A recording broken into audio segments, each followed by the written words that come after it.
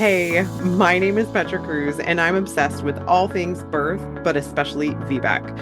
I am a birth doula and mom who had a vaginal birth after 3 cesareans. In this podcast, we dive deep into the inspirational world of vaginal birth after cesarean. In each episode, you'll hear inspiring VBAC stories, practical tips from professionals who've championed the VBAC cause, as well as my personal journey and how it might help you on yours. From mindset shifts to evidence-based practices, you'll leave each episode feeling inspired and informed. Get ready to soak in the wisdom, embrace the strength within, and join this incredible VBAC community. This is the VBAC Junkie Podcast. Hello and welcome back. I have a great episode for you today. I am joined by Maria, who is a doula, an entrepreneur, homeschooling mom, wife, and faith-based woman. She loves to educate women as they evolve and grow into what God has called them to. She loves to talk about faith, motherhood, womanhood, and Jesus. I love Maria, and we got so close because we actually did the same doula training program, and I just got to know her on a different level, and she is an amazing person, and she is sharing her home birth after cesarean story. And one of the biggest things that we talk about, of course, we talk about her birth story, which is amazing, but we also talk about how you can plan a home birth, but you can still walk away traumatized, feeling unheard. And she gives us some tips on how we can plan for our home birth and try to avoid that trauma that she actually went through. And I'm not here to say that even if you do all the things, you will not walk away with trauma because trauma is perceived differently from person to person. So I cannot wait for you to dive into this episode. It is so good, and I really had a good time talking with Maria, and I hope you enjoy it too. Let's start with my C-section. It was like basic medical intervention. I went in because I didn't feel the baby kicking. Everything was fine. They just saw that my fluids were low, my amniotic fluids were low. So they decided to call my doctor and see what they were gonna do. And he decided to induce me because it was literally the day before my due date. So he decided to keep me and induce me. And I just said okay because I didn't know any better. I was 21 and this was almost 7 years ago, coming up in July. So it's been a while.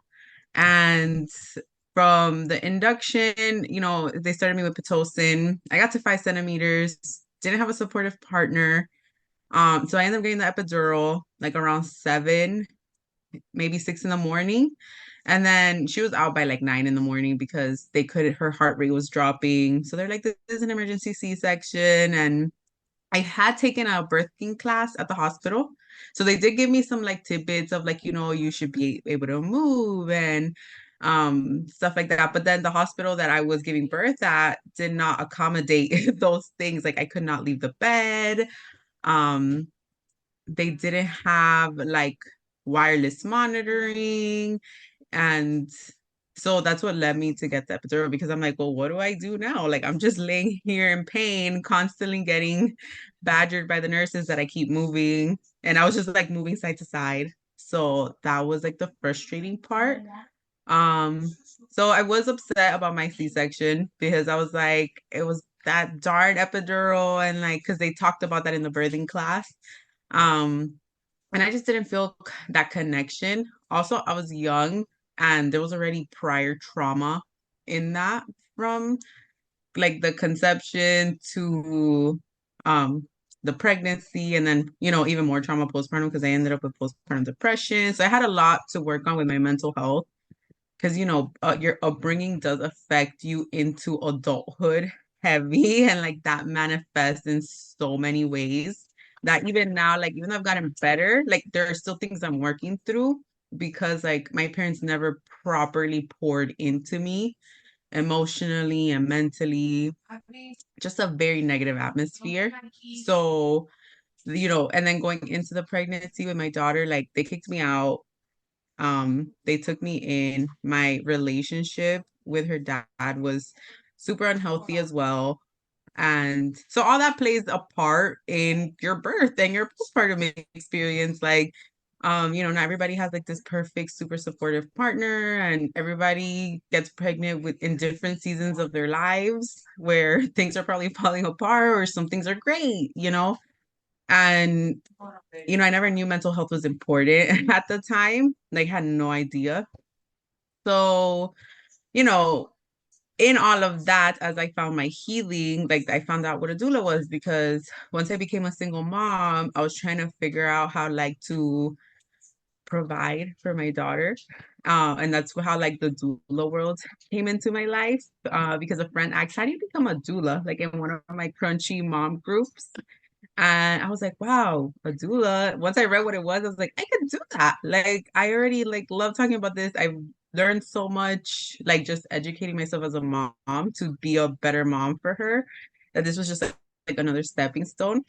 And I got my certification, all that good stuff, started attending births. My first one was free and it was at a birthing center. I just thought it was so beautiful, like the way the mom labored and how she found her power in just pushing her baby out because she knew like the baby was about to come out and she just pushed the baby out. So that definitely transformed me once I attended like my first birth because I feel like we read about it in textbooks and all this information that's out there that you don't really get the experience until you see it like firsthand of how like birth is supposed to be and like how beautiful and respected it should be.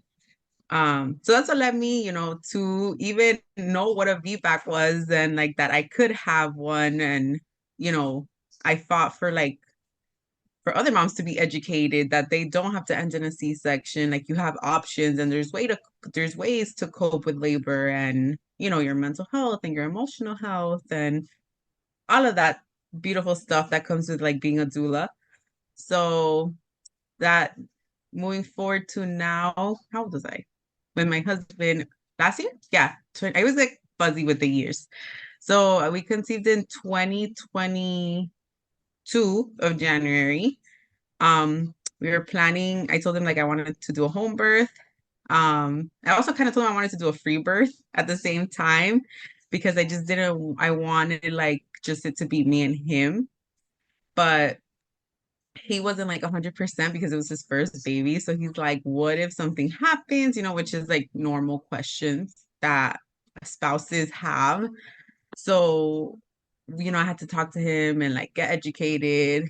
And, his also mental health came into play with it because since it was unexpected, he and him coming from like his own childhood of like, okay, like what do I do? And it's like, becoming real, like I'm about to be a dad. Because being a stepdad is one thing, but once it's your own, it's different. And when I interviewed maybe like three midwives, but there was only one midwife who got back to me, which is the one who ultimately ended up being my midwife. And she did VBACs because we are limited on who does take VBACs because not all midwives either have the insurance coverage for it or they just don't feel comfortable like taking that risk of like the 1% of your uterus rupturing. So, that was the resources were scarce. So, we interviewed her. I liked her, at first. I was like, okay, like I can have a conversation with her. I feel comfortable. But I was like, and our first meeting when I went with my husband, I was like, are we really gonna do this? Because even I was in shock of like the fact that I was pursuing a home birth and stepping out of like the medical system. And he's like, yes, like this is what you believe and like you stand for. Like, why wouldn't I support you in this? And I'm like, you're right. Thank you. And so we did the prenatal. It was good. He liked it. Um, Obviously he felt comfortable having a provider there and just guiding him through the steps of it all and like having prenatal care and all those things. I was minimal with my like with ultrasounds. Like I only did um two ultrasounds from the ones that were offered to me.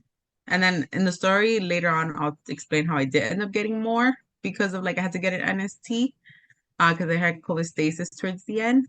But as we went along, it was just very because we weren't living together, I feel like my mental health was affecting the trust that I had in my husband, like to be there 100% for me during the labor.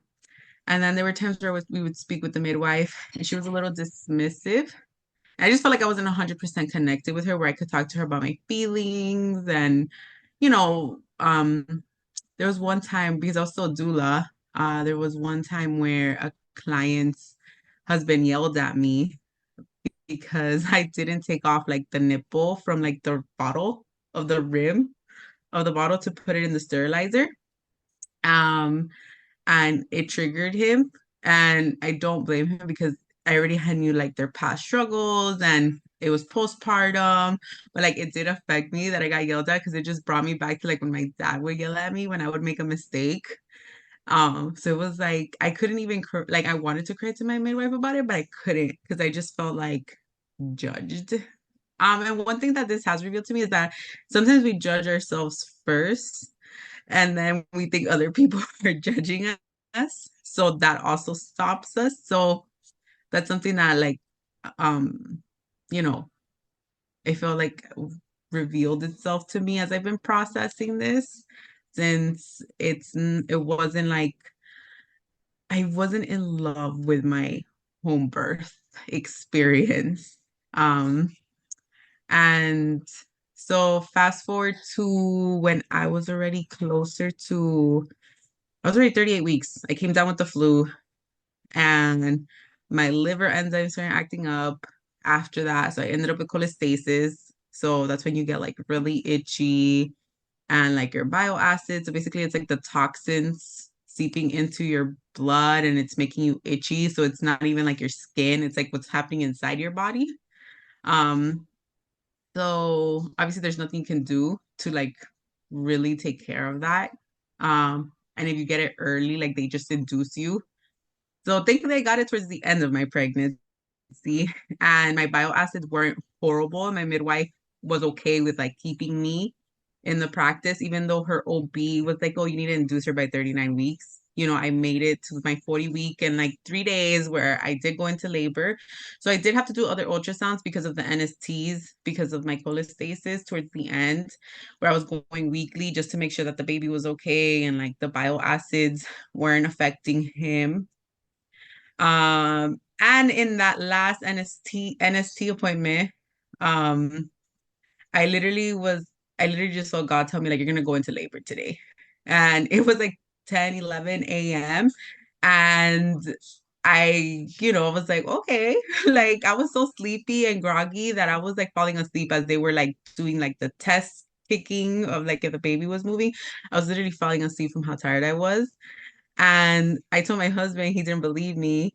So we kind of got into like a little debacle because I wanted to go out to eat. And he's like, I have to go to work. And I'm like, you already told him you're going to get there late. We could go get food and then like you can go. And he was just stressed out because finances, right? Like that's what men think about. So whatever, I ended up going home. And so I was just prepping because I was already like expecting to go into labor. Like and literally my contractions started at 3 p.m., like super like cramping. By like 5, 6 p.m., like I was like, okay, yeah, I'm in early labor. And I was like excited and happy. And my friend, Giselle, she came and she brought me food. My husband got home from work and like we were just doing early labor stuff, like resting, eating, talking. And I was also trying to practice because I was like using them as like practice contractions so like I can breathe through them, like being in tune with my body, like okay, this is what they feel like when they're rising and going down. And because I had never really experienced that before, so I was just trying to like soak it in. And my early labor was great. I really enjoyed it. I loved it. I was also spending time with my daughter like outside before even the contractions picked up. I took a shower. I was able to relax. And I wish I could like it would have been like that my entire labor. So Giselle came maybe like around like 10 o'clock and she left like at midnight. Um, and then it was just me and my husband, and they were picking up, they were getting stronger, of course. I was still in a good headspace. I was breathing through them. Um, we were by ourselves until like 6 in the morning. And I remember like around 4 in the morning, that's when they were like, okay, this is getting intense. Um, I don't know what to do. Like I was just trying to read through. I was trying not to like get tense because tense, fear, the whole cycle, it makes it hurt more, makes your labor last longer. So I was trying to keep that. I was trying to doula myself in my head. And my husband was texting my midwife. My midwife was at a birth. So she's like, oh, we still have time. She's still like super far away because he was timing the contractions and stuff. And I think I was like 10 minutes at that apart at that point. So, and my midwife did let us know that she was still out of birth and all that stuff.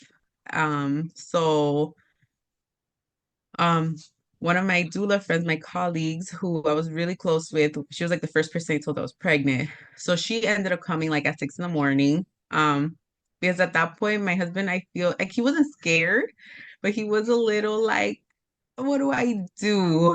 Like you're just going through labor, so he didn't know what to do. So he was really waiting for my friend to come. And I don't remember if she offered or I asked her to be my doula, but she was my support person because I'm like, I don't know, like when I first found out I was pregnant, I was like, what do I do first? Like, I don't even know what to do right now. Like everything went out the window because I was in shock.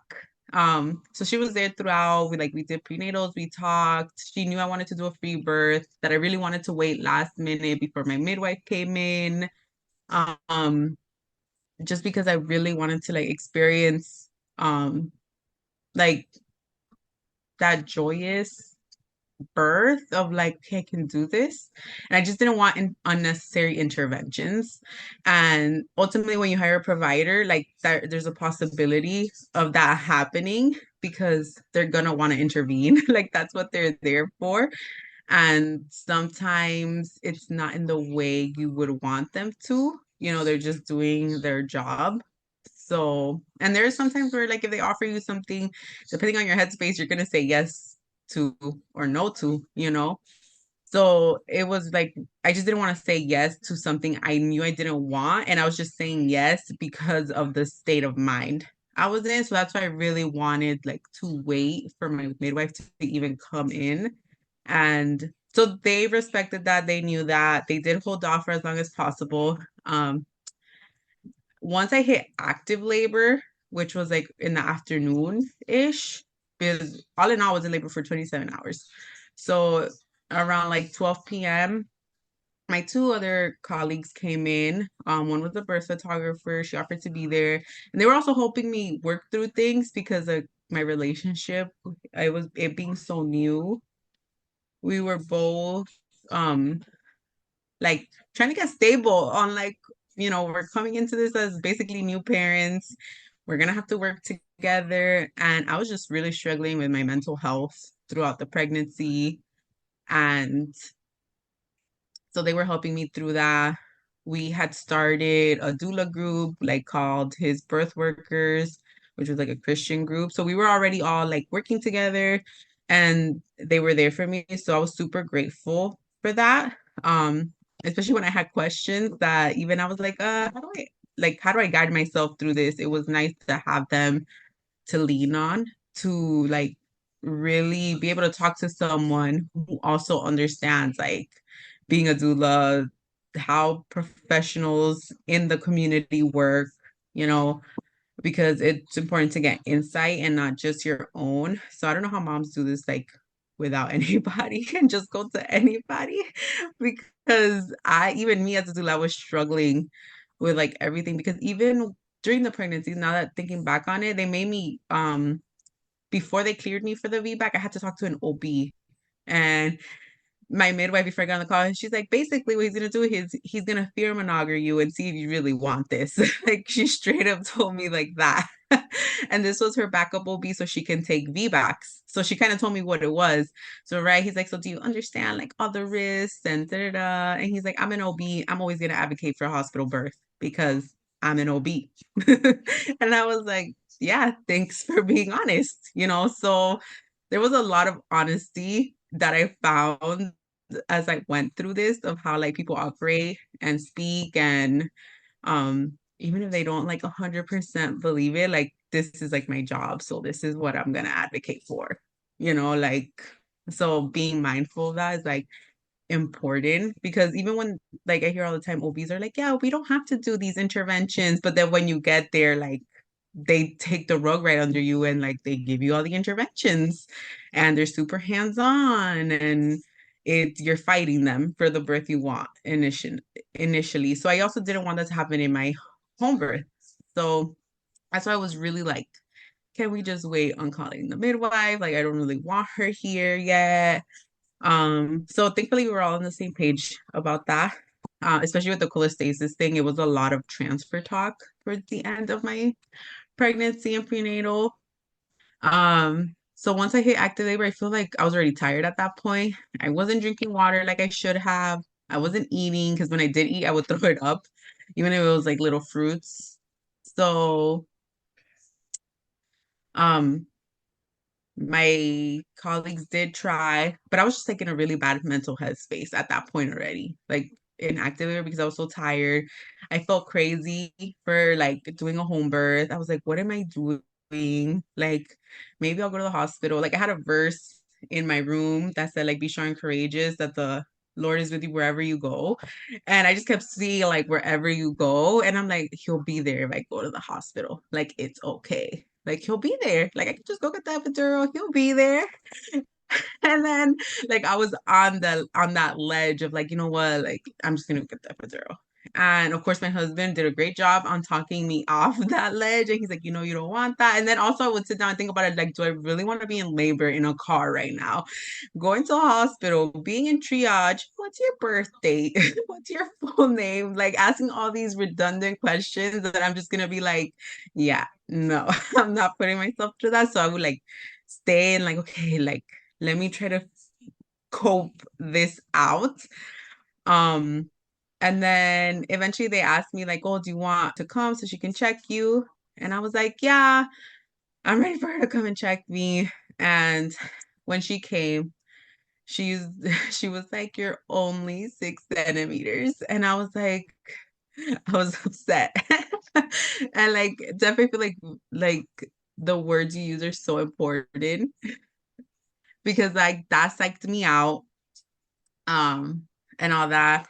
And then of course she gave me IV, she gave me antibiotics because I was positive for GBS and stuff like that. Um I did get in the shower. My After she got here, she was like, she suggested the shower. So I got in the shower and that's where my water broke.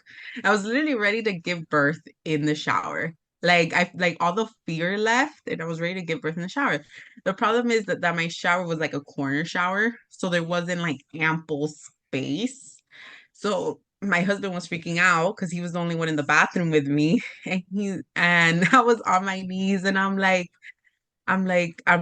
And he's like, no, like, we can't do this here. Like, how am I gonna catch the baby? And I'm like, just shut up and pray. Shut up and pray. And he's like, no. And then he called for the midwife. And she came in and she's like, Maria, I don't mind you giving birth in the bathroom, but not here.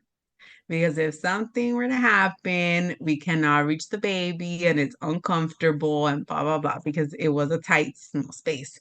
So, I reluctantly got up and got out of the shower, out of the bath. And as I'm walking to like my room, a contraction takes me down to the floor. So I didn't have a towel, I didn't have anything. And this is kind of where like it got intense for me because I would vocally ask for like, can someone get me a towel? And because my midwife was like, no, you don't need a towel. This is labor. You're fine. So I'm just there after a shower, wet, cold, uncomfortable, on the floor, leaning on her medical supplies. Um, Nobody went to go get me a towel. I'm just like in a circle, my husband, midwife, and the two doulas. And then my mother-in-law is by the door trying to she was gonna go get me the towel, but then my sister was like, no, like don't intervene. Not in like a bad way, but she was just like, it was just so many people and I was just circled that they're like, no, like don't intervene. And since that just made me shut down. Like I didn't want to speak up for myself anymore. I already felt unheard because I was like, okay, no one's getting me a towel. I'm just sitting here butt naked, cold, on the floor, contracting, and just like that just it set my brain into like you don't matter, like what you have to say doesn't matter. And that was extremely triggering because it like again goes back to the childhood thing, right? Like constantly feeling unheard, like your needs not being met. And I was already about to hit transition because my water broke. Like I was already there, and that was within her being there for like maybe 2 hours for the birth. Um, so like I didn't want to give birth on my back. And I had like a shower curtain that I was ready to lay on the floor over my carpet so I wouldn't ruin the carpet because I was denied the towel, I didn't ask for the shower curtain to be put over the rug. And ultimately I ended up on my back, and I was like where it got intense because I was crying and I was just like a panic attack like surfaced, and I was like just I don't know where I got afraid from like for him coming out. Like I was afraid of him coming out. And she offered to check me and I said yes, right? Just to see where I was at. Cause I feel like once they open the door of like, can I check you? And you say yes once and they ask again, like you're gonna say yes because you already like you're mentally okay with it already at that point. So I said yes. And she was hurting me. And I was like, take your hand out. And she's like, I'm trying to help you. And she didn't want to take her hand out. And like that gave me also birth trauma in that because in her eyes, she was trying to help me. But I'm like, take your hand out. Like you're hurting me. Like, and she's like, oh, but you have a cervical lip. I'm just trying to help you so the baby can be born. And it's like, so she was just like at that point not really listening to me. And nobody else in the room spoke up for me. At that point, my friend Giselle, who did come during early labor, she was there. And, you know, eventually I gave birth. I had my V bag. I was on my back. I did tear. I was coming in and out of consciousness. She did tell my husband that that was normal, that it's like my body giving me a rest. So he wasn't worried about it. And like I did have a hard time like with the pushing because I was just so like out of it from the panic attack, not being heard, and you know, it just got intense. Like I was literally holding on to my doula because I was like so scared at that point from like just being unheard. Um and yeah, so the baby was born, you know, I did tear. Uh, I was a little bit like loopy from like the emotion and then like the force of the baby coming out. So she did end up giving me Pitocin. Um, she did give it to, I didn't want it, but she said she gave it to me because she better safe than sorry, right? Like her intervening because she felt it was necessary. She didn't want me to end up as a transfer. My midwife now has encouraged me to go and look back at the records and see like, oh, go see what she really wrote so you can have clarity on what happened. But I'm like, I don't know, that's gonna open a can of worms on me right now. And like, you know, and I'm still processing this for this new feedback that I'm doing since I am pregnant with baby number 3 and, you know, working on my mental health and like telling myself that, you know, I'm going to love this birth. I'm going to enjoy being in labor and, you know, really believing those things that everything's going to be like healthy and just working that I'm not crazy for birthing outside of the out of the system. Like this is another way just to give birth that's just as wholesome and beautiful as if you were to give birth in a hospital. You know, it doesn't make you crazy because you are choosing something different out of the norm of what society is used to because, you know, what 98% of women give birth in hospitals.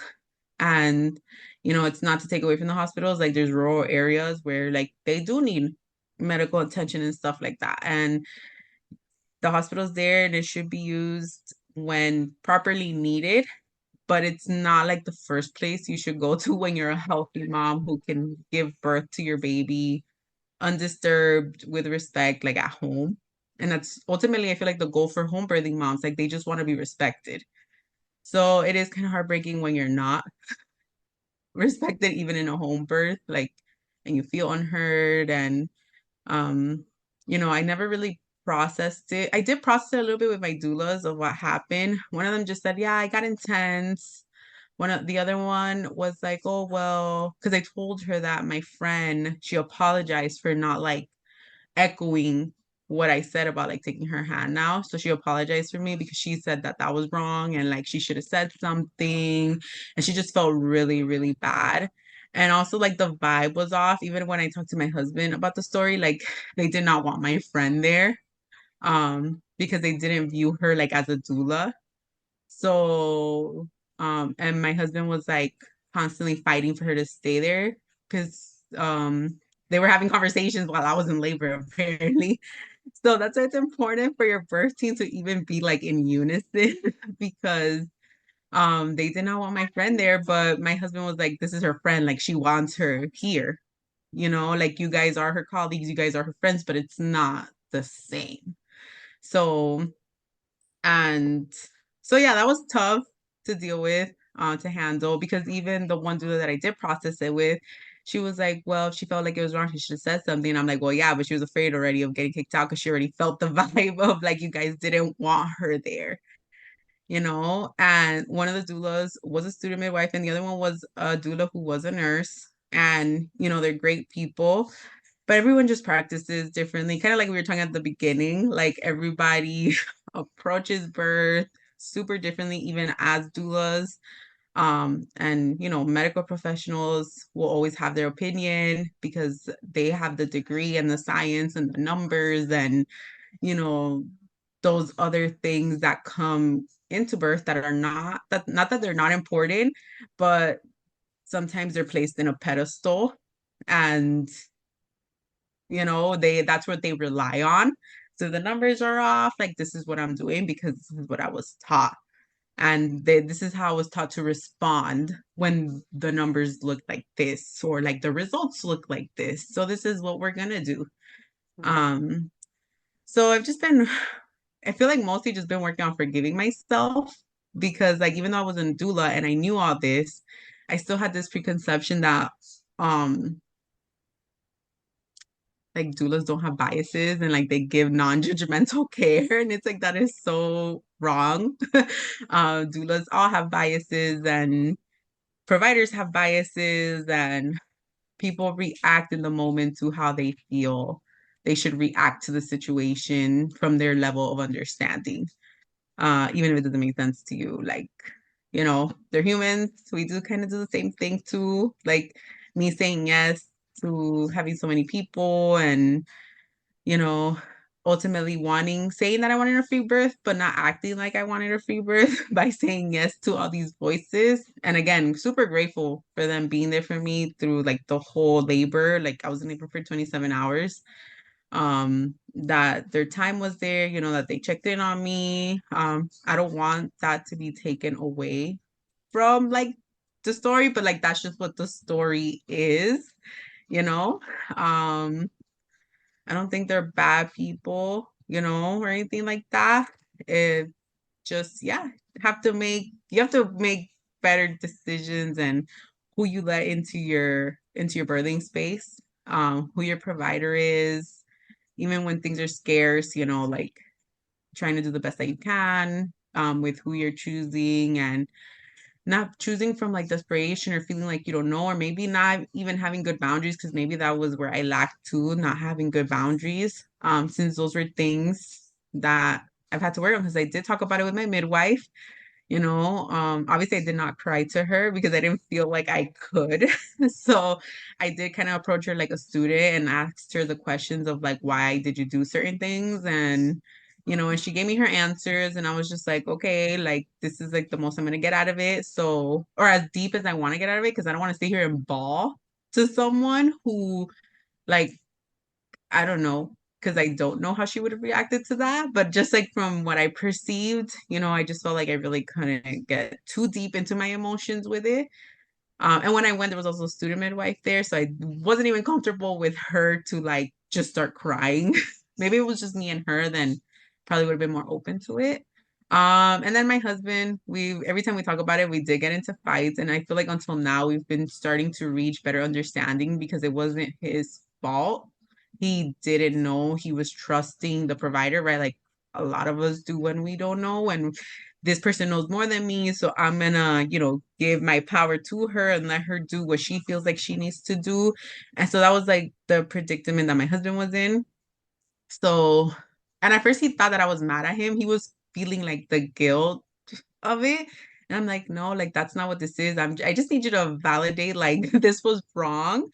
And like, we're gonna work on it so it doesn't happen again. And like even now when I talk to him about it, as I'm prepping for this second VBAC, because once you're a VBAC, apparently you're always a VBAC.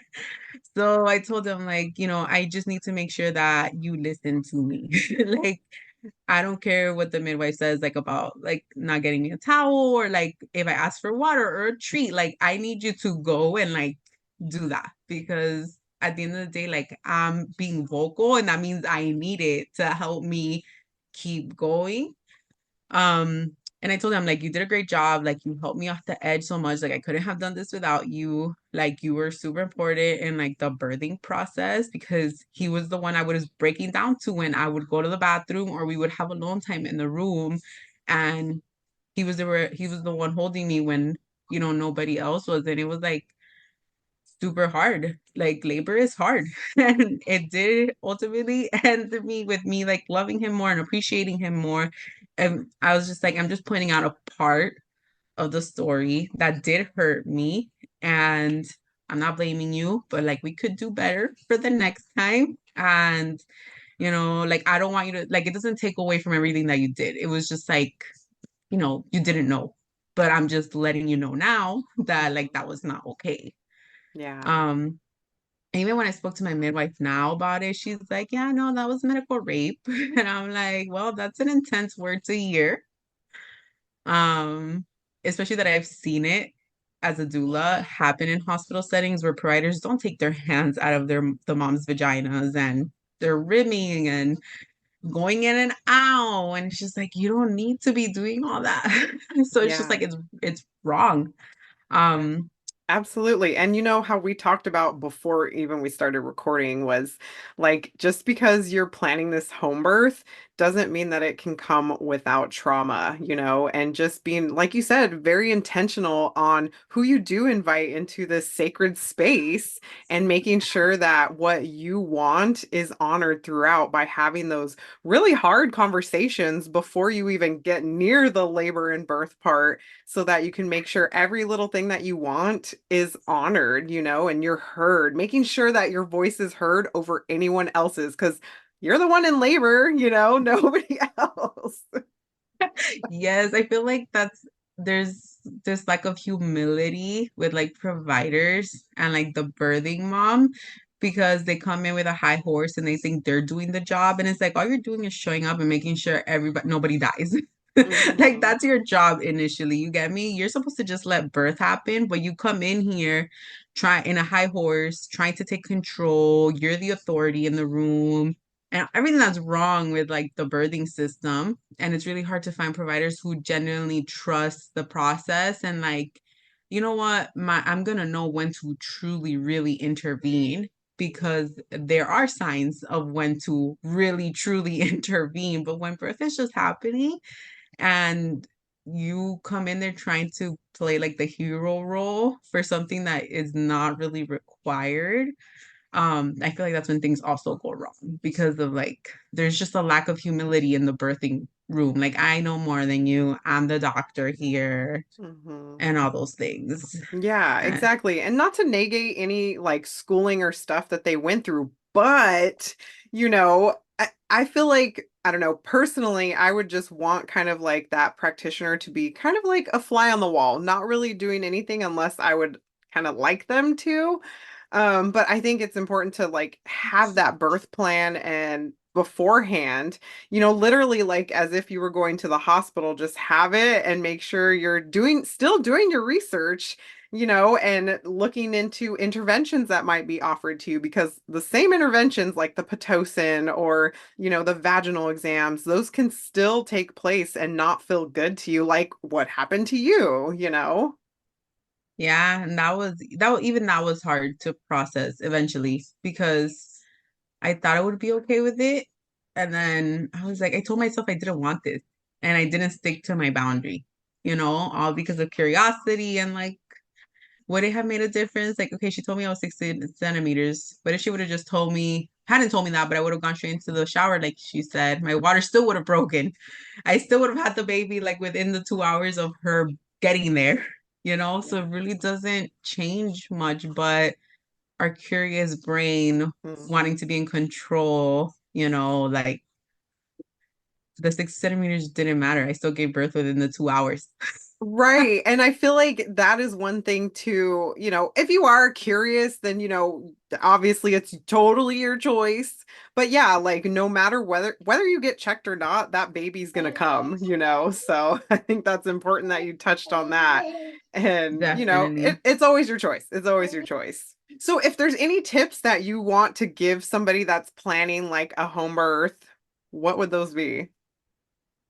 Definitely be conscious of where you are mentally, emotionally, where you lack boundaries, like be honest with yourself.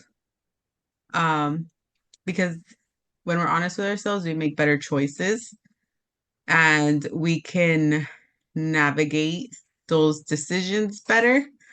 Definitely don't do things in fear. Um, and don't judge yourself for the way you're choosing to do things and thinking like, am I wrong?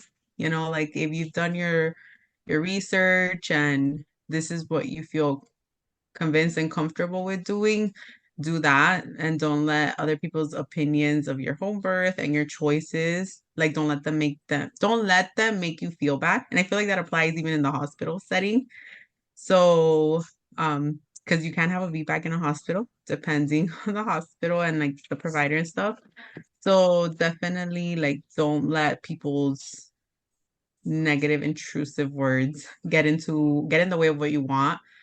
And yeah, just building your self-worth and self-confidence, that you're not uneducated, you're not too uneducated to make these decisions for you and your kid and your family. That is definitely like my biggest tip. Yeah, and I think those are great because I mean, honestly, even if you end up like not researching anything and then you get to your birth and something just either feels right or doesn't feel right, following that gut feeling is so important too, because I feel like along the way as we grow up we kind of lose how to hone into our intuition, just because we have whatever the situation, we have busy lives and we're just not settling with ourselves in quiet to hone into what our intuition even is. So definitely, going with that gut feeling is so important, and just you know whatever decision you do make is the right decision. There's no like quote unquote right or wrong way to do it. It's whatever you decide, because this is your birth, this is your Yeah. baby, and it doesn't matter ultimately what anybody thinks about what you did because they're not the ones living your life. You are. Yeah, 100%. Yeah. So that's important too, because I feel like we're all on autopilot. Yes, absolutely. And it just Well, happens. Like we yeah. randomly get into autopilot. So we're not consciously like aware of like, where am I making this decision from? Am I making out of fear? Am I making out of doubt? Am I making it because I'm afraid to really say what I believe in, you know? And or what I'm feeling, like that gut feeling, like people are gonna think I'm crazy, right? Like I was thinking the entire time. Yeah. And probably people aren't even thinking that. It's just like your inner Yep. voice, just you're Exactly. messing with you and making you doubt yourself for no reason. Yeah, definitely. And I mean, I know definitely firsthand what that's like because I went through, three cesareans and just trusting my doctor and just doing what they said because they're a doctor and obviously they know more than me, so they know what's right for me. But in reality, obviously I had my VBAC after those three C-sections when everybody said no and everybody said this is a horrible decision, you're going to die, your baby's going to die. And I really like honed into myself and sat with myself in quiet and said, is this the right decision? And you do question yourself. You might not get around that, but, once you do sit with yourself and just hone into yourself and realize yes, this is the right decision. And you just feel, I don't know, for me, it was a feeling. I just felt like it was right. And it was the Yeah. most transformative thing that ever happened to me because I became educated, because I did process my previous birth experiences. And with that comes like, you have to learn different ways to process your birth experience. So you're like educating yourself in things that you didn't even realize, you were educating yourself in that not only help you during your birth, but in your postpartum, advocating for yourself and your baby and just in your life in general. Yes. And I feel like we all just need to tune into that more and not be afraid. Because I feel like that's where birth is just a load of fear, right? Because you don't know what you're stepping into. Um, there's also a lot of information out there. So sometimes, but you just really just need to sit with yourself and where do you feel like you're saying yes to, you know? Mhm. And that's super important because you're gonna have to do that as your mom. Like, Yep. even as you're disciplining your kid, like, okay, what's like what feels okay to discipline them in right now that's age appropriate? Like it's like a start of like a new way to operate in this life when it's no longer just about us and like the way we react and the things we say yes to affect not just us, but now they're affecting our babies. Yeah. So Exactly. And then it's crazy because it's like this trickle effect, you know? It's like us and our birth, and then into our postpartum, and then the way we teach our kids or the way they see us react or act in situations, they take that onto themselves. And then we look at them and they mirror us. And then it's like that's the way they become too. So yeah, it's really important to do this work because it affects so much, ourselves and yeah. then our little children that are always watching us. I don't want my kids to go into any situation in their life and be like, "Oh, well, that's a teacher, they know more than me," or "That's a doctor, they know more than me, they can make the decision for me." No, I want them to take authority over their own life, their own person, and be okay with whatever decision they decide is best for themselves instead of just always looking to others to give them the answer. Yes, 100%. It's like that self-responsibility. And like I even teach it to my daughter now. Like your friends may act like they know more than you, but there are things that I've taught you that are right and wrong. And you're gonna have to be strong enough to like stand up for those things that I've told you are wrong, and the things that I have told you that okay, these are like morally right. And it all starts literally it starts from childhood because right like my parents were authoritative, Mhm. so it was this is what I'm saying, this is how we're doing it, you don't have a voice, you don't have an option, I know more than you, you're a kid, I'm the adult here. And it's the same repetitive cycle even in the birthing system. So like how you were raised is how you're going to approach the birthing system, Yep. because if someone already took your power and already made you feel less than and not empowered, that's how you're going to make your decisions all your life. Like when your bosses tell you, like you're not doing this right and you don't know what you're doing, this person knows more than you. And it shows up so many different, like even with our spouses, like who we pick to get married to, Mhm. like, oh yeah, my spouse knows everything. And it's just like, that is not true. You Yeah. guys are teamwork and you both need to respect like the intelligence and emotional maturity that you both bring to the table Mhm. and use it wisely because then it's just toxic. Exactly, exactly. So that brings me to a question that I have. So obviously you're pregnant and you're planning another HBAC, home birth after cesarean, and your partner's going to be there. So is there something differently you're doing this time to kind of ensure that you feel heard or your needs are met? And what you would suggest others if you do suggest anything like tips? So we've been working just on our communication, like really, even if it's uncomfortable, like looking at each other in the eyes and like no distractions. Like I know this feels like duh, like that's how you have a conversation, but like if you don't grow up being talked to that way, you don't know how to do it. So that's something that we both lacked in both of our childhood, where we had authoritative parents, our feelings didn't matter, what you had to say didn't matter. So we've been opening that space up to like, okay, what you have to say matters, what I have to say matters, let's say it so that we can come to an understanding together because we're probably on the same page. We're just communicating it differently and it's stemming from just a different feeling.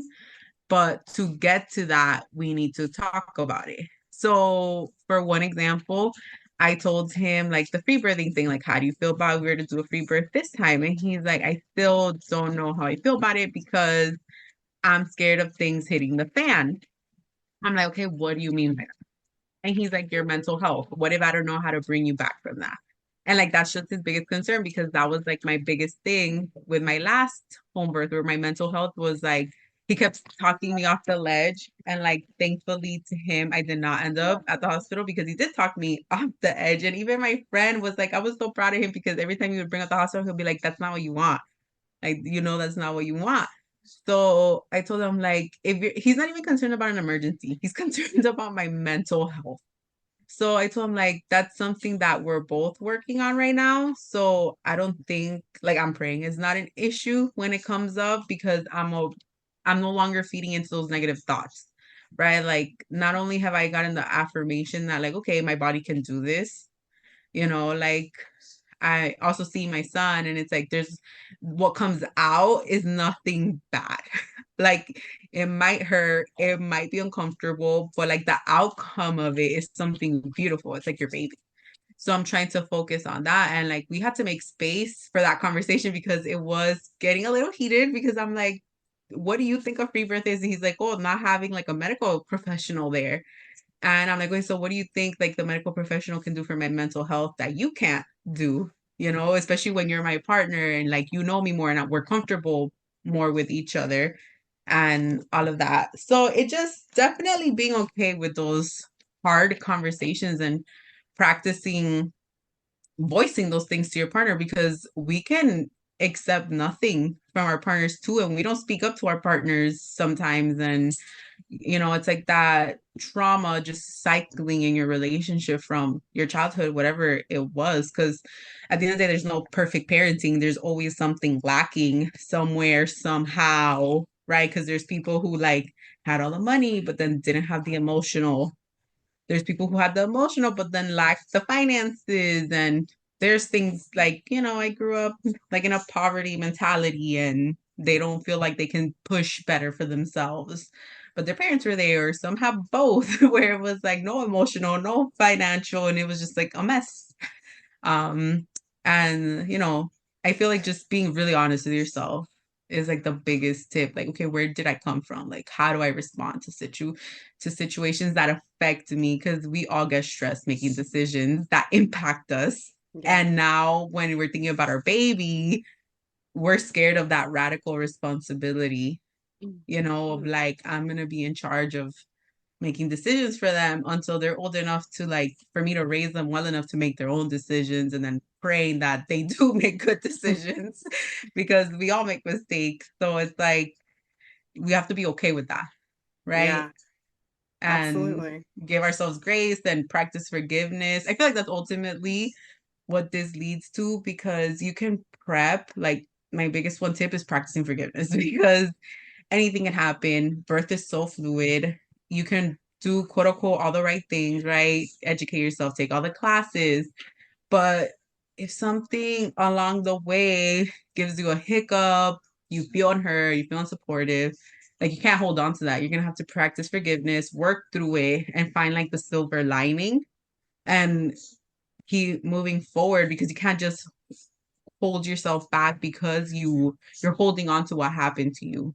Yeah. And we never know what's going to happen to us in birth and labor. And you have to be okay with all aspects, Yeah. like, because I have thought about, like, not that it's like, I don't want to say it, but I have been exposed to like the stillbirth, right? People who lose their babies. Yeah. And it's intense. And in my head, it's like, yeah, I would rather still be at home and like Mhm. hold my baby, Right. uninterrupted, not like people clawing for them. And even with like the resuscitation, like they automatically cut the umbilical cord and like separate from mom, and it's like the baby needs to stay with mom connected to the placenta. Like even those little things that just seem unnatural and just like instinctual, like as a mother, just doesn't feel okay. Yeah. So, you know, I hope that Yeah. answered the question. No, I think it's great. And I think like I love the way that you said like being okay with every situation and just like being honest with yourself. So incredibly honest like with the way that you react to things or the way that you handle stressful situations and talking to your partner about that and saying, "You know what? You know how I am when I'm stressed out. I yell or I overreact or whatever it may be." And being like, "If I do seem this way, this is the way I want to try to cope with that. Or this is a coping way that helps me when I'm in that reactive state or whatever state it is." That way you have a plan in place. And if something does come up in labor, because man, labor cracks you wide open, like it brings you to your rawest form. And if you're hanging on to anything, it's going to come up. It is absolutely going to come up. So if you have an inkling while you're pregnant of like, ooh, I think I might need to work on this, do it because yeah, Yeah. it's better to be, I feel like, over prepared in that sense than, and have that tool than be under, not have done that work and then you're in that moment where you're like, "Oh my gosh, I really wish I would have had some coping skills right now." So, yeah, Yeah. That's definitely something I've added to my birth plan. love Where it. I'm like, okay, if I do have a panic attack, how am I gonna handle it? Because I had the panic attack. Hmm. And I also put in my birth plan like this time, like I want to have alone time. Like I want to be vocal about that because if there's anyone I'm more comfortable with, it's me being by myself, Yeah. right? Like if that's what you need to be able to vocalize that. Yes. Because sometimes I feel like we do push like support, like, oh, you need support, and you do, but maybe you need to also know how to support yourself, and maybe you need alone time and you do well in that. And that's just part of knowing yourself, right? Like I know there are some things that even though I love my husband, I trust him, there are some things I prefer to do without him being present Yeah. and like talk to myself or like pray or whatever it is that brings me comfort that I know as like a person that's not just all about my husband, but have my own identity, Yeah. that like, okay, this is what I need, right now. I need time. Hmm. I need space. I need you guys to go up there, me Yep. over here, shut the door, and, do what you got to do. So that's also part of my birth plan this time. I didn't have that prior. So yeah, it was definitely a learning experience and I've added a lot of things to my birth plan this time. I'm not even done with it yet because I Hmm. keep thinking of things I'm like, okay, I can cope like this and I would want it to be handled this way. And so yeah, just everyone being okay with like if Maria says to leave, you don't take it personal, but just like leave, Yes. you know, and I'll come back and rejoin when I feel like I need that emotional, physical support again. Because Absolutely. there is a struggle in like where a lot of women do feel abandoned, right? So like again, being honest with yourself, like what triggers you, like where do you have a hard time, what makes you feel unloved or like not heard, and that's all important. Like you said, if you don't think about it now, you're gonna be forced to be honest during labor in the middle of a breakdown, in the middle of a contraction, and you're gonna be like, I don't know what to do, Yeah. crying. Yeah. So get it out of the way now where it's not physically hurting you, it's just emotionally hurting you because then it's just gonna double hurt you where you're mentally, emotionally, and then physically trying to process something that you could have processed before you got into this situation and like forced you to basically like go through that of like, okay, I need to let it go now, Yeah. especially if I want to have my baby, because that also stalls labor, like holding on to things, emotions, thoughts. Like there were times I had to vocally tell my husband, like, I feel like I'm crazy. And he'll be like, you're not crazy. And then that would bring me back, like, okay, I'm not crazy. Like I can do this. Yeah. So Absolutely. yeah, I Oh, feel like those are all little tips to yes. add. No, I love them all. They're all so valuable. And I just want to thank you so much for, being vulnerable and sharing your story that just didn't turn out the way you had envisioned, and being able to share with others so that they can see that there are different ways that your birth can unfold and there are things that can help you along the way. And also, I cannot wait to get to talk to you when you have your next story, and maybe you can come on again and share that story with us. Definitely. I'm so grateful that I was able to share it here since it's my first time like sharing everything. Yeah. Um, and I'm super grateful that you gave me this opportunity. And I would Absolutely. definitely love to come back and share my, I don't even know what to call it because I I don't know know, what to right? call it, like redemptive. I don't know, but just my next birthing experience. I feel like you learn something new every single time. And, you know, so I'm excited. I'm actually not, I don't feel like this fear of like the unknown. I feel more like, okay, I'm ready to do this time. Like I know where I failed and now I know what I need to apply better to have a better outcome.